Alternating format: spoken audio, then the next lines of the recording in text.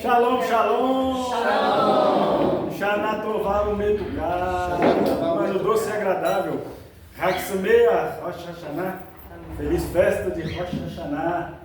Felizes?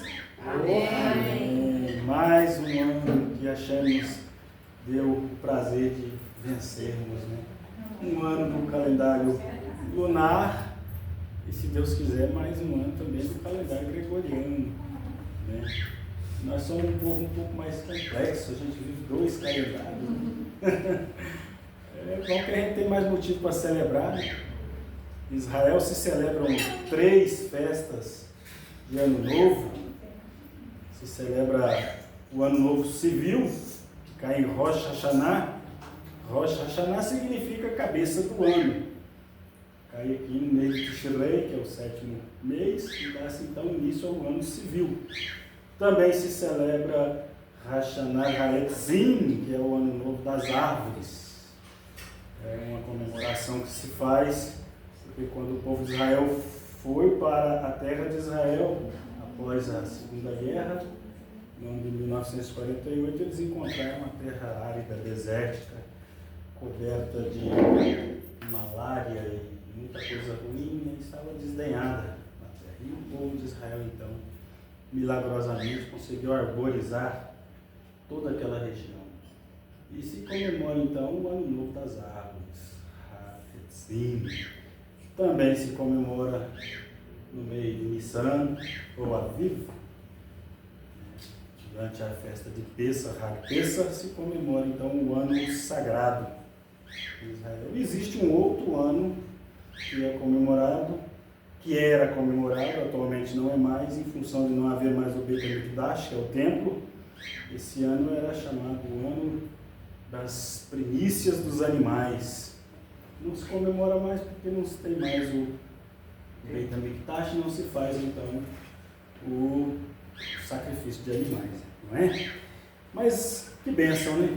Que coisa mais linda, maravilhosa, né? Nossas halotes aqui em forma circular, representando o início e fim, o início de um novo tempo e o fim de um tempo que se passa. Temos aí as frutas, a romã, a tâmara, a zaid, que é a azeitona, a maçã, o mel, e o shofar, que não pode se faltar, né, na festa de Rosh Hashanah, também chamada Yom Teruah, né, que é a festa do toque. Também é chamada de Yom Shofar, Yom Shofarim, a festa dos shofares, das trombetas, né. E maravilhoso, vocês estão de parabéns, viu? Pessoal da casa que recebeu aqui casa para fazer a celebração, Mazal Tov, muito sucesso, que as mãos de Hashem e a dela Hashem esteja sobre a vida de vocês, vos abençoando desde Sião. Amém? Vamos aplaudir o pessoal, que eles merecem.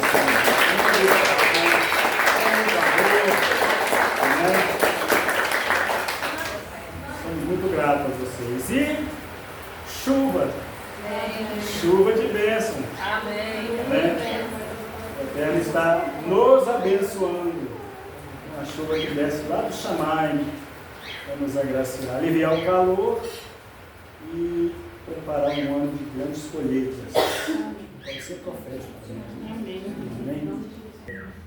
Vamos adiantar um pouco as coisas, né? Vamos já fazer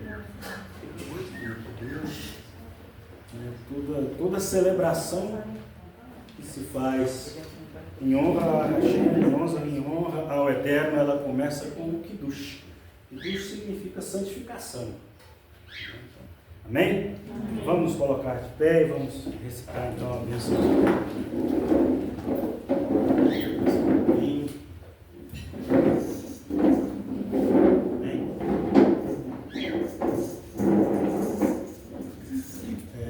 Não sei se vocês têm conhecimento, mas não se levanta o cálice, não se eleva o cálice ao céu. Por quê? Porque o que veio do céu foi o pão da vida. Então a gente eleva o pão. Amém? Vamos lá? Baruch atah Adonai, Eloheinu melech haolam, borei bri hagafem, Yeshua Mashiach, amém. Bendito sejas tu, Senhor nosso Deus, Deus, Rei do Universo, que criaste o fruto na videira, em nome de Yeshua, Messias. Amém. Amém. Lechai, minha vida.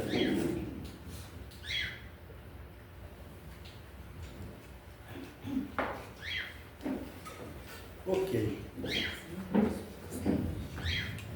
Bom, queridos, nós temos aqui duas halotes.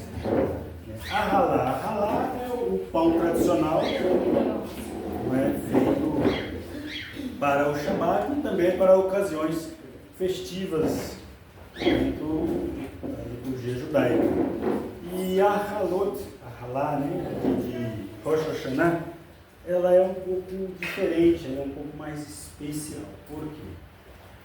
Porque a halá tradicional, ela não tem assim amêndoas, todos esses frutos, embora a nossa aqui que a gente faz sempre tem, porque a dona Gislaine capricha em excesso, né?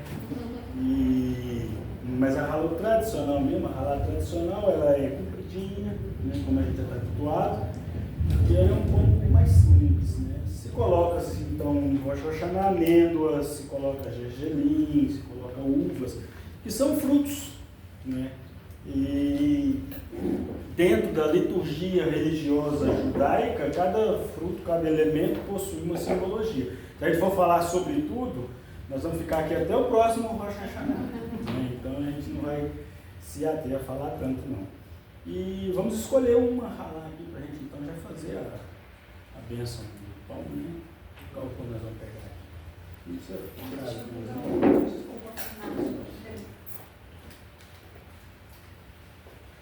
Eu estou achando que vocês estão assim, que é Yom Sheni, que é segunda-feira. Nós estamos pensando até certo. Amém?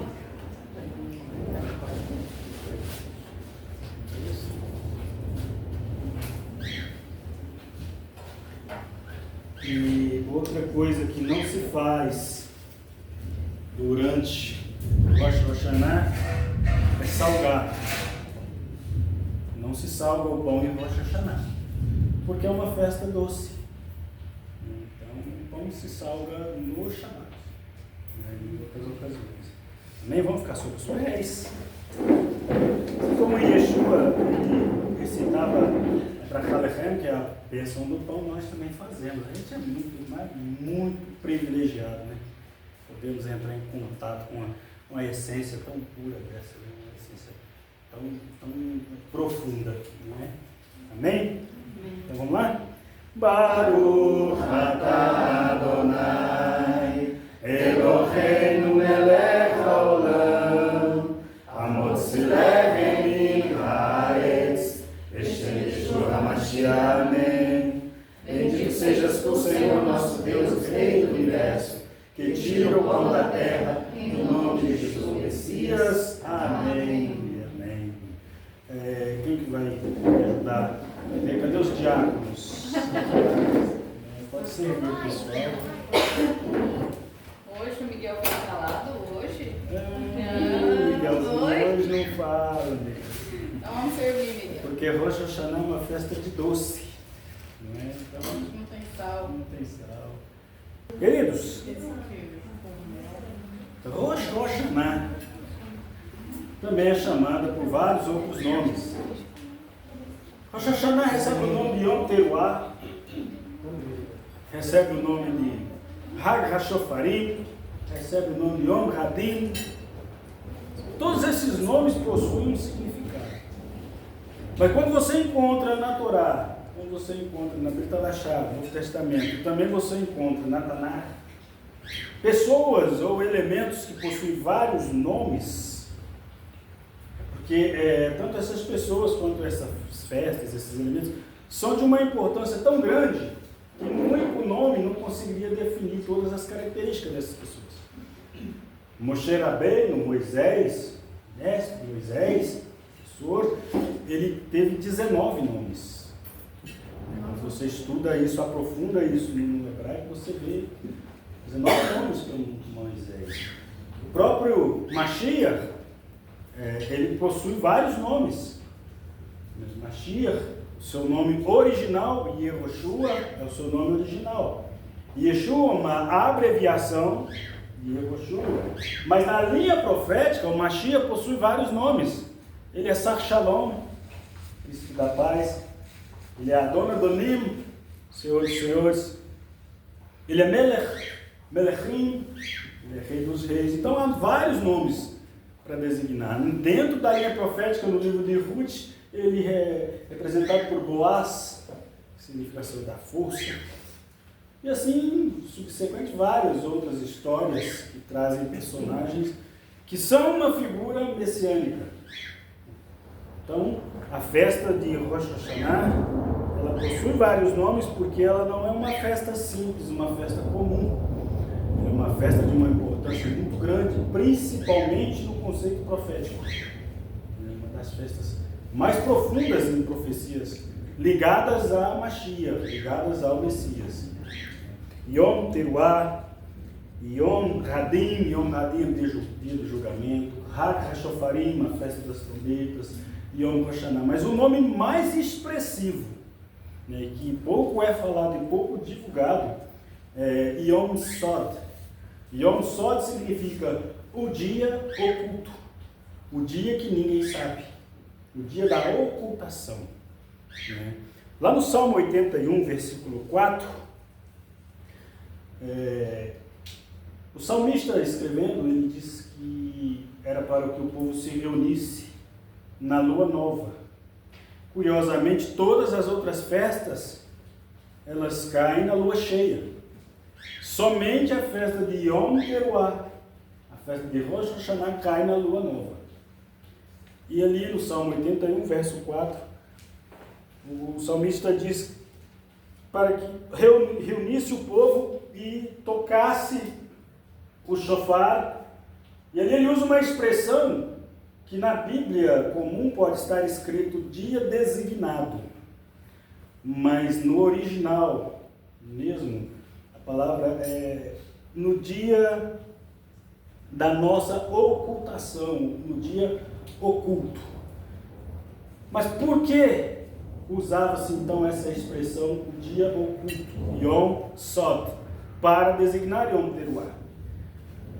Quando o povo saiu do Egito, quando construíram o Mishkan, o tabernáculo, Deus então ordenou que aquele povo montasse acampamento. A cada período de tempo, em determinado lugar, o povo então montaria seu acampamento e ali ficaria, não é? E não se saberia exatamente qual seria o dia em que o pessoal iria levantar acampamento e seguir viagem.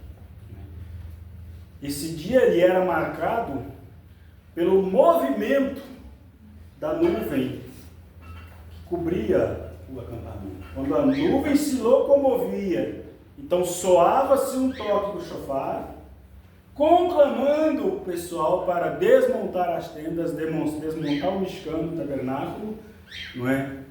Para que pudesse então seguir caminhada durante o Shemot, né? Durante o êxodo. Por isso é chamado o toque do shofar Yom Teruah. Ele possui esse dia oculto, esse dia de ocultação, né? É um dia que ninguém sabe. Muitos sábios, muitos rabinos messiânicos dizem, quando Yeshua é questionado acerca da revelação de Mashiach, no fim dos tempos, ele fala, né, a respeito daquele dia e hora, ninguém sabe. Então eles fazem uma conexão justamente a Yom Teruah, ao dia Yom Sod, o dia oculto de Yom Teruah. Por quê? Porque todos nós sabemos que quando o Mashiach foi elevado aos céus, lá no Monte das Oliveiras, a Bíblia diz que uma nuvem o ocultou. Está vendo a conexão? Aos olhos das pessoas. E o dia de Yom Teruah também é o dia da ocultação. É o dia que você será ocultado. Amém? Quem está entendendo? Amém? Há uma conexão. Então, quando Yeshua diz a respeito daquele dia e hora, ninguém sabe, não é? Então, na volta de Mashiach, na revelação do Messias, a Bíblia diz que ele vai vir sobre as nuvens, da mesma forma com que ele foi através das nuvens, né? E quando ele voltar, ele vai todos os judeus que ainda estiverem dispersos de Israel, fora das terras de Israel, vão ouvir o toque de uma trombeta, de um shofar. A conexão entre o dia oculto de Yom Teruah e a revelação do Mashiach, se você olha a história do Shemot, do Êxodo, a nuvem se movia, a trombeta soava e o povo levantava acampamento. Não é fantástico? É o dia oculto de Rosh Hashanah. E para nós sabemos que todos nós vamos um dia também ser ocultados dos olhos da humanidade. Porque chegará o dia do Yom Hadin, porque o dia de Rosh Hashanah também é chamado de Yom Hadin, que significa o dia do julgamento. E nós sabemos que agora, nesse período, o Eterno se assenta no trono de juízo, e aí ele pega o livro, o Sefer HaChaim, de cada um ser humano que existe, e começa a fazer uma análise. Então se monta um tribunal. Segundo os sábios, todas as almas estarão perante esse tribunal. Todas as almas em oculto, em ocultação, se apresentarão diante do tribunal, para então serem julgadas as nossas atitudes. Por isso que o Eterno nos deu o mês de Elul, que é o mês que antecede Tishrei. Não é? O mês de Elul é o mês do Teshuvah. É o mês que a gente busca arrependimento, busca mentalizar as coisas que nós fizemos, não é? E buscar arrependimento. Né? Depois que nós celebramos aqui Rosh Hashanah, não é? As almas são julgadas, os nossos atos, as nossas atitudes são julgadas, e tem-se então 10 dias até Yom Kippur, chamado de Yamim Noraim, que significa dias temíveis, dias em que a gente tem que se dedicar o máximo possível. Logicamente, a gente tem que passar toda a nossa vida em dedicação a sempre nos tornarmos pessoas melhores, andarmos mais em Torá, obedecendo mais os mandamentos de Hashem, seguindo o que Yeshua nos ensinou. Yeshua nos disse que para entrar no reino do Pai nós temos que obedecer. Obedecer o quê? Os mandamentos do Pai. Não é eu que estou dizendo, não foram os Talmidim, não foram os discípulos que disseram, foi o próprio Mashiach que disse. Quando questionado, ele disse: olha, ninguém sabe o dia nem a hora. Tudo que a gente sabe é que ele vai se manifestar em uma nuvem e que todo Israel que estiver ainda disperso vai ouvir o som do toque do shofar, não é? E aqueles, os salvos, dentre os gentios, não é? Que reconheceram o Mashiach, que andaram nos mandamentos do Mashiach, nos mandamentos do Pai, também se reunirão com ele. Não é isso que está escrito? E todos aqueles que forem salvos por ele se reunirão com ele, não é? Então, assim, a conexão entre Rosh Hashanah e o retorno do Mashiach, ela é muito forte. Porque a Bíblia diz que o Mashiach vai voltar ao som do toque do shofar, da última trombeta. Não é? Então existem vertentes que dizem que vai ser de repente, outras vertentes já dizem que se existe a última trombeta, é porque existe a primeira. E se existe a primeira, tem a segunda. Se tem a segunda, tem a terceira. Se tem a terceira, tem a quarta. E só existe em toda a Tanar, em toda a Brit Hadashah, em todo o Antigo Testamento e Novo Testamento, só existe um local onde se faz uma contagem sumária de toques de shofar, de trombetas, que é no Sefer Hazon, que é no livro de Apocalipse, que serão tocadas 7 trombetas. Então é a única evidência mais clara e objetiva. Se ele vem no toque da última, significa que outras 6 deverão ser tocadas antes. Não é? E Rosh Hashanah tem conexão com isso, porque Rosh Hashanah também é Hag HaShofarim, a festa das trombetas, as festas do toque do shofar. E no mundo todo é comemorado por judeus E acreditem e pasmem, uma grande parte de cristãos também estão comemorando as festas judaicas. Está acontecendo um despertamento entre os cristãos. E o judaísmo messiânico está cada vez mais forte. Lembra que no estudo passado falamos sobre isso, né? Por quê? Porque tudo isso, todo esse movimento que está acontecendo, ele tende a levar a um só objetivo: a volta de Mashiach, né? O retorno de Yeshua e o estabelecimento, então, do reino milenar, do reino messiânico milenar. Agora, curiosamente, Rosh Hashanah também é chamada de aniversário da criação.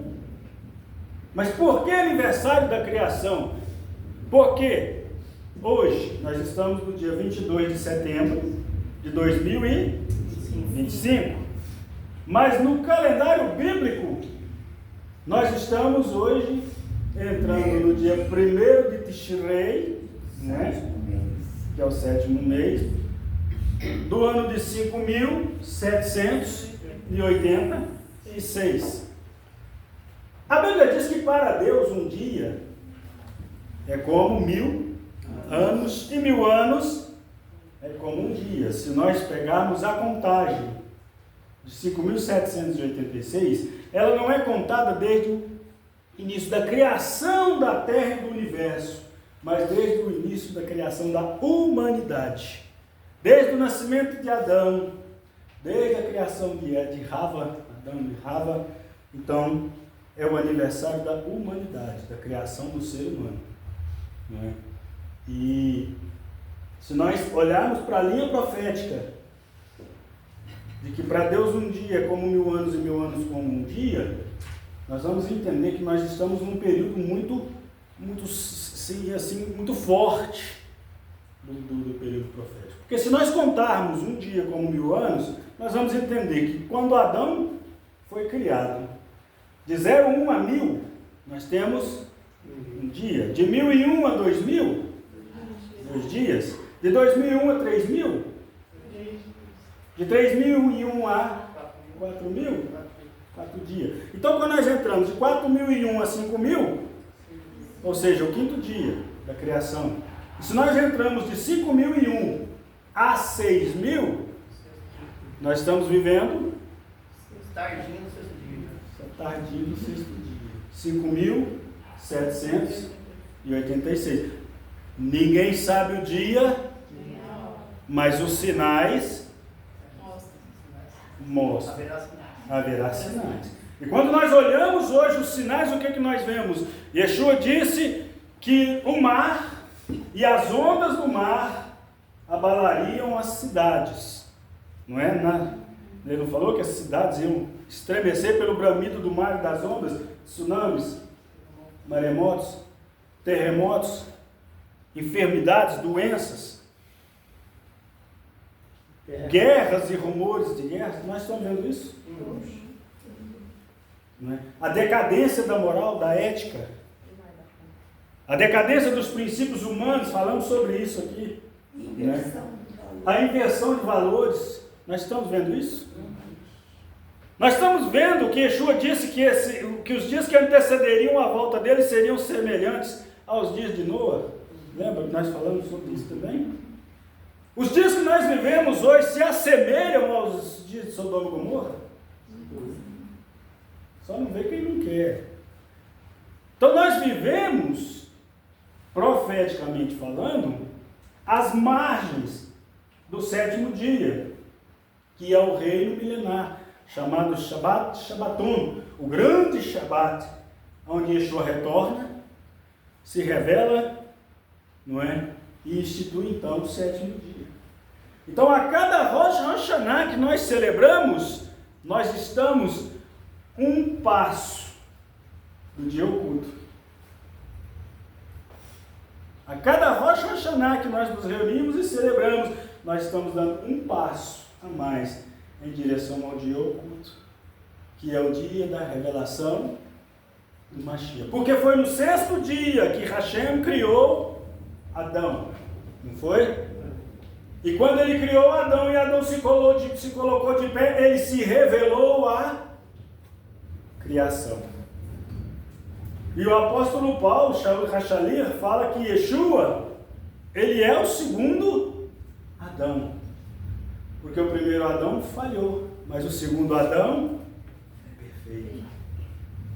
E no sexto dia da criação, no sexto milênio, o segundo Adão, Adão Hasheni, vai se revelar à humanidade. Vê como que a história ela se conecta com o padrão profético? Como que é a semelhança, não é? Porque nada do que está escrito na Brit Hadashah, nada do que está escrito na Torá, nada do que está escrito na Tanakh é por acaso. Tudo tem um propósito e um objetivo. Da mesma forma que você está aqui hoje, conosco, sentado nessa mesa, celebrando esse dia oculto, celebrando esse Rosh Hashanah, é porque Deus tinha um propósito de trazer você. Deus tem um objetivo de nos revelar. Quem sabe para nos revelar que existe um dia oculto, onde Mashiach, Adão, Hasheni, o segundo Adão, perfeito Adão, vai ser revelado à humanidade. É muito forte essas coisas. Eu fico assim impactado com essas coisas. Amém? Amém. E durante a celebração de Rosh Hashanah, assim como o apóstolo Paulo disse que o Mashiach, o noivo, não é, vem quando for soada a trombeta, ele vem ao encontro da sua noiva, e em Rosh Hashanah nós também temos os toques do shofar. São tocados 4 toques de shofar. E existe a bênção do toque do shofar. Baruch atah Adonai Eloheinu melech haolam asher kideshanu bemitzvotav lishmuar bechol hashofar. Quer dizer, bendito sejas tu, Senhor nosso Deus, Rei do Universo, que nos santificaste com os teus mandamentos e nos ordenastes ouvir a voz do shofar. Por que não é o som do shofar? Porque é a voz do shofar. Porque quando Moshe estava lá no monte, lá em cima, conversando com Deus, Deus falava com Moshe. Lá embaixo, as pessoas que estavam lá embaixo, elas não escutavam a voz de Deus. Elas escutavam a voz das trombetas do shofar. Porque o shofar é a voz de Deus. E os 4 toques de shofar possuem em si suas representações, suas simbologias. Eu vou tentar, tá? Diga assim comigo, tentar. Ninguém falou porque não é fácil. Eu leio até um lencinho. Eita glória. Eu vou tentar fazer os toques do shofar. Vou usar o pequeno porque o grande não estou conseguindo. Não é? São 4 toques. O primeiro toque do shofar ele é chamado tequia. E ele é tocado para anunciar a entrada do rei. E ele também declara o Shema. Shema Israel, Adonai Eloheinu, Adonai Echad. Ouve, ó Israel, o eterno nosso Deus, o eterno é um. Por isso que você ouve a voz do shofar. Porque o shofar representa o próprio Deus chamando, falando com o ser humano. E o tequiá é um toque médio. Ele tem um período não muito grande desse toque. Eu vou fazer o toque do tequiá, né, com a graça de Deus, com a bênção, né, de chuva, e tentar, né? Então, para se fazer o toque, a pessoa anuncia tequiá, e aí é feito o toque.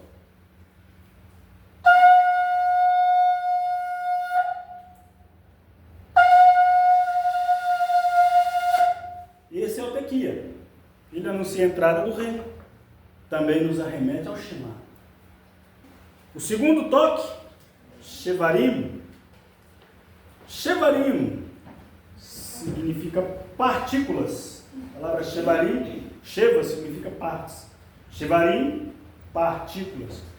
É um toque que ele era usado para chamar o povo ao arrependimento, para conclamar o povo a se levantar, mas o levantar para Deus é, na verdade, a gente se colocar numa posição de submissão. Não se levantar em orgulho, não se levantar com ego elevado. Porque é engraçado. Com Deus é assim. Para subir até Deus nós temos que descer. Incrível, né? Deus faz o oposto paralelo das coisas. Então, o Shevarim é usado para chamar as pessoas para o arrependimento, mas em meio às aflições, pessoas que estão passando por tribulação, por aflição, o Shevarim, ele também é ouvido e ele nos convida, ele nos chama a aumentar a nossa emuná, que é a nossa fé. É como se Deus estivesse nos dizendo: eu estou convosco. Amém? Então eu não sei o que vocês estão passando, não sabemos qual será o veredito que a Hashem vai nos dar para o próximo ano, mas ao ouvir o Shevarim, você pode ter certeza que Deus está dizendo: ainda que o mar, que as ondas, que o vento assobre, Deus estará sempre conosco. Amém? Amém. Shevarim.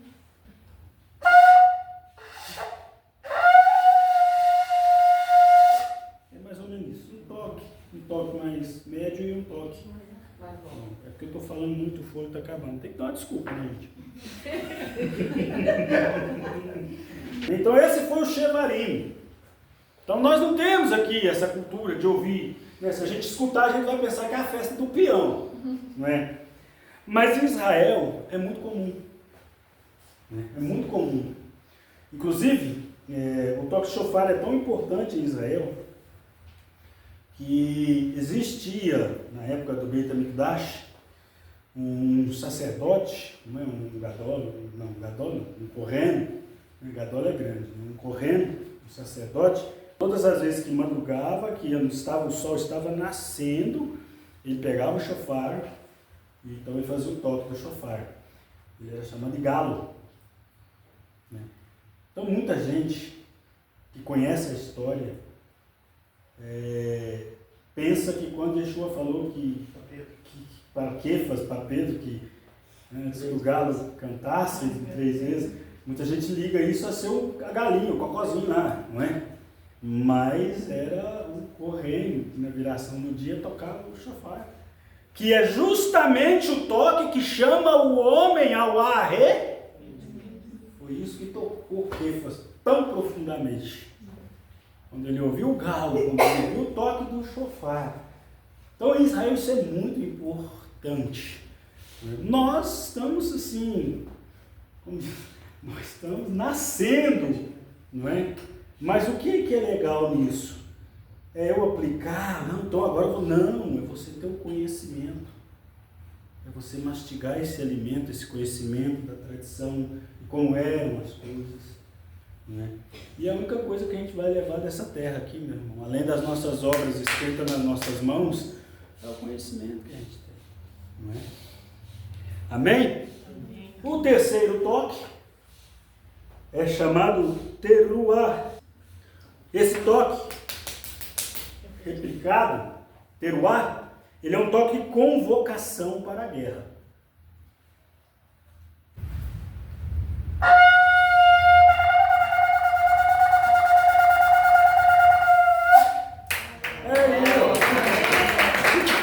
Vou fazer até de novo, que agora eu empolguei. Vamos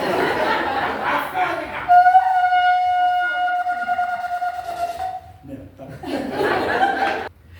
Não é comum a gente ouvir isso no Brasil. Se alguém me vê tocando, tem um irmão da congregação que trabalhava comigo, Ele viu a minha foto lá no canal, ele está inscrito no canal nosso lá. Pastor na Obra, depois você entra lá no canal, dá o seu joinha, né? Se inscreva, compartilha. Ali a gente. Você tá arrumando concorrente, eu vou. Ali a gente. Na verdade, nós somos aliados, né? Ali a gente compartilha e ali a gente fala das coisas de Deus e mostra o nosso trabalho. Amém? O rapaz viu a minha foto lá, né? Porque em Rosh Hashanah, eu coloquei minha foto, coloquei o meu chofar lá. Ele mandou uma mensagem para mim, pensa numa pessoa humilde, uma pessoa simples, uma pessoa assim, a gente convive com ele e se apaixona por ele, pela pessoa que ele é. Ele é da congregação. Ele falou, vai Claudinho, você virou berranteiro? Eu falei, não, isso aí é um chofar, isso é um instrumento. Mas o que muita gente não sabe é que em Israel o chifre do boi também é usado na produção do chofar. Se usa o chifre do carneiro, se usa o chifre do boi, e esse aqui que é do antílope, né, que é o animal, aquele animal lá que parece um alce, né, mais ou menos isso. O último toque seria então o Tequia Gedolá. O Tequia Gedolá, ele anuncia um dia alegre, um dia festivo. O Gedolá vem de algo comprido, algo ressonante, grande. E ele anuncia então um dia alegre. Ele é tocado justamente para reunir o povo nas festividades. Profeticamente, isso tanto para ortodoxos quanto para não ortodoxos, eles acreditam que o toque que o Mashiach vai anunciar quando ele ser revelado vai ser o Tequia Gedolá, porque ele é o toque que vai reunir o povo do exílio. Lembra que fala lá que ao soar da última trombeta o Mashiach será revelado, né? Pois é o Tequia Gedolá, porque todo o povo de Israel vai ouvir esse toque e vai migrar então para a terra de Israel para o recebimento, para a revelação do Mashiach. Amém? E ele é um toque como se fosse o Tequiá, só que ele é o Tequiá Gedolá, ele é bem compridão. Agora você fica em oração, viu? Estende a mão e ora. Sei que está todo mundo com fome, mas aqui é a última coisa que nós vamos fazer agora, e nós já vamos, não é matar quem está tentando matar nós, né, que é a fome. Né? Então vamos lá? Tequia Gedolá.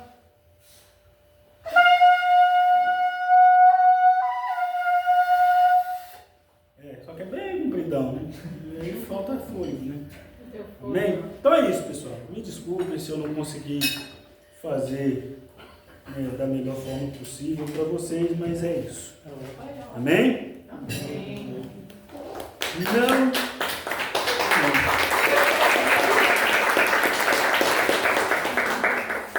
Ok. Então eu queria compartilhar esse dia oculto com vocês, que eu achei de grande importância. Muitos sábios, sábios do Marzório, mas só quer que ler? Ok. Tem um cântico que se canta muito, principalmente agora em Rosh Hashanah, que ele está aqui, ele faz parte dos cânticos daqui, já que a senhora pediu, e Avinu Malkeinu, né? Então, um cântico muito bonito, Avinu Malkeinu, Avinu Malkeinu, Imanu Maaseh, Aseh Imanu, Tzedakah V'Chesed, Aseh Imanu, Tzedakah V'Chesed, Be'oshienu, Avinu Malkeinu, Avinu Malkeinu, significa nosso Pai e nosso Rei. Tenha misericórdia e piedade de nós, que somos de obras ruins. Tem misericórdia de nós e nos salva. É isso que diz. É um cântico bem Rosh Hashanah mesmo. Não é? Então eu queria que você ficasse sobre os seus pés. Vou fazer as coisas mais possível. Nós temos aqui a romã. Ao consumir as sementes da romã, devemos ter em mente que nós precisamos consumir os 613 mitzvot, os mandamentos de Yeshua, de Hashem, não é? Porque dizem que, nunca contei, porque a preguiça nunca deixou, mas dizem que se você abrir uma romã, principalmente as romãs em Israel, elas possuem especificamente 613 sementes.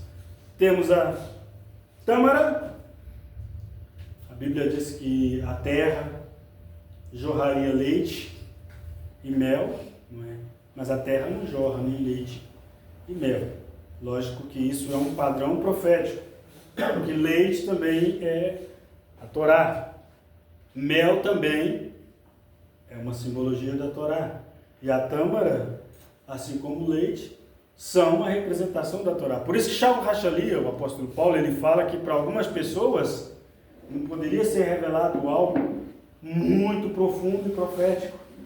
Porque aquelas pessoas, aquelas pessoas ainda estavam começando a beber a Torá, que é o leite, que a terra de Israel jorra para a humanidade. Amém? Temos a azeitona, o zait, que é símbolo do óleo, né, do azeite, um símbolo então do derramamento que Hashem faria sobre toda a casa de Israel, do Ruach Hadosh, né, do Espírito de Santidade, e também automaticamente alcançaria as nações. Nós temos aqui o mel, mais um símbolo da Torá, não é? E temos a maçã, que é o símbolo de uma nova vida, um novo renascimento, o sabor, né? E aí alguns, né, super avançados dizem que maçã é o símbolo do pecado. É o que a gente fala, eles invertem tudo. Tudo é o inverso, né?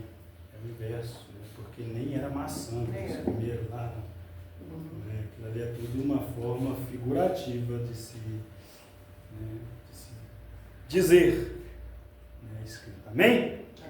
Então você pode sair, temos aqui a cabeça do peixe. Né? Por que cabeça? Porque há uma promessa. Está morto. Porque há uma promessa de que se você obedecer os mandamentos de Hashem, Deus tirará você da cauda e te porá por cabeça. Quando fala cabeça, Rosh, diga Rosh. Não, você não tremeu a linguinha. Rosh vem de cabeça, que está ligada à liderança. Né? Tem gente que começa de porteiro, fica 30 anos, termina de porteiro. Mas quando você obedece o mandamento de Hashem, você tem a promessa de sair da portaria para a gerência. Quem quer receber essa bênção aí? Amém. Eu também quero. Com que pai e tudo. Amém? Amém. Vamos orar? Me desculpem se eu não consegui atender assim a expectativa. Não, o pastor vai tocar o chofar, vai cair relâmpago, o trovão do céu. Né? Caiu. Amém? Amém. Avinu Malkeinu, Senhor nosso Deus, nosso Pai que está nos céus, nós te louvamos, nós te agradecemos por esse dia tão espetacular. Esse dia que deixa-me Yeshua, no nome de Jesus, no nome de Yeshua, há de marcar a vida de todos nós que estamos aqui reunidos. Em respeito ao Senhor, em respeito à tua Torá, em respeito ao mandamento de se reunir perante a tua presença num dia oculto, dia que nós não sabemos.